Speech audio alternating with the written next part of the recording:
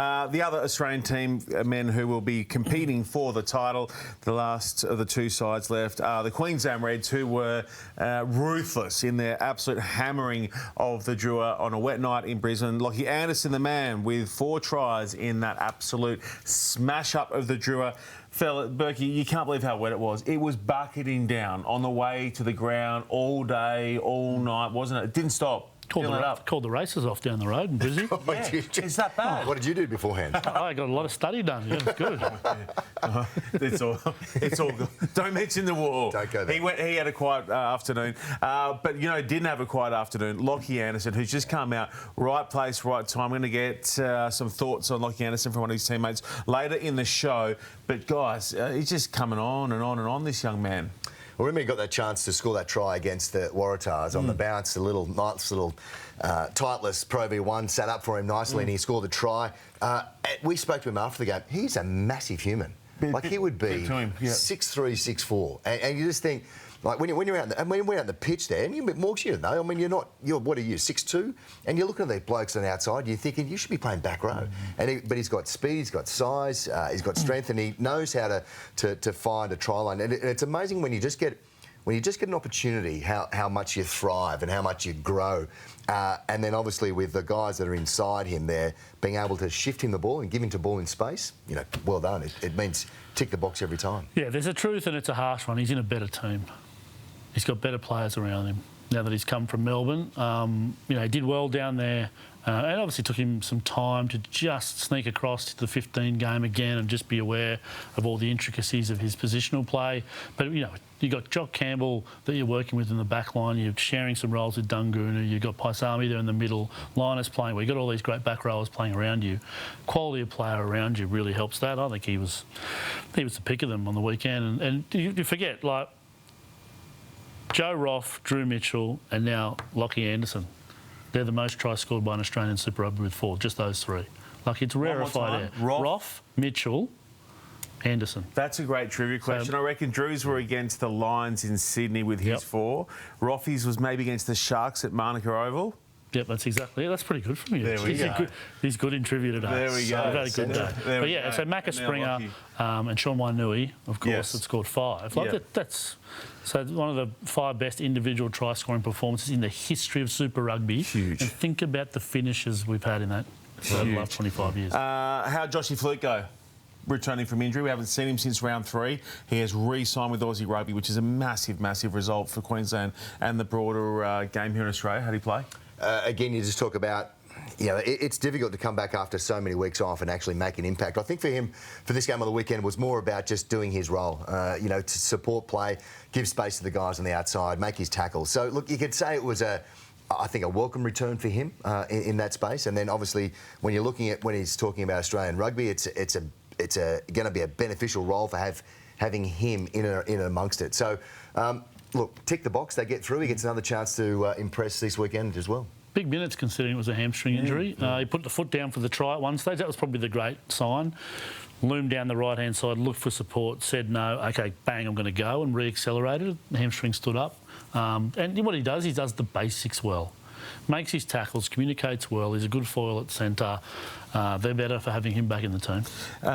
Speaking of guys in the team doing well, Joe Bryle scores the final try. Now, I need a kid, I need a Gen Xer, a millennial, someone younger than we are, to explain the pole celebration. So you can't tell me, is it Henry Pollock? It's Blythe getting in and giving it to him. The pole celebration. Is Pollock the man who started this whole thing? Was there someone else who started the pole celebration? Someone explain it to me, please. Maybe I'm the oldest person on this panel. So, Morgs, you want to go? I'm the youngest person on this panel. I don't know. I think it's it's a pretty old. It's not. Henry Pollock didn't create it. Well, who created it? It's just a bit of Seppo, you know what. He missed the got outlawed from all forms of the game. It would have come out of America. Like I don't know. I'm still at my resting heart rate because I'm so cool. I've got no pulse. I'm so good.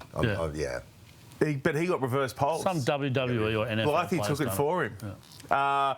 It was a good finish from Bryle, who was impressive again. So the Reds take on the Crusaders this week. I don't even know where to start with the Drua. I don't even think we need to touch on the Drua. They didn't win that's 23 and out on the road across the last few years. They were close early on. Then they give away almost an attacking yellow card penalty, and then that's that. Cooked. Cooked. Yeah, just discipline is the end point. I love it covers too much, that word, but they cannot maintain concentration on their core roles for the 80 minutes at the moment. We've talked to Glenn Jackson a lot throughout the year. He's been upbeat. They've trained hard. They're a great group. They have, issues like the Force. They travel a lot, those sorts of things. They seem to deal with it very well. They just get on with the job. It's a great group of kids and experienced players now. First 2 players to play 50 games of Super for the Drua on the weekend. So they're starting to find players with experience, but they're just behind in accuracy the other teams, and it just adds up over a season. And then the other night, it just didn't. I mean, this was the perfect summation of their night, almost their season. They got so many times they got inside the opposing side's red zone. Ikanavera almost from 50 tried to shove his way past the line out in a touch. That was kind of the wrap up of the year for them. So back to the Reds. So Crusaders this week, Friday night. Horan's going over to fly the flag for the Stan Sport team. It's going to be a beaut.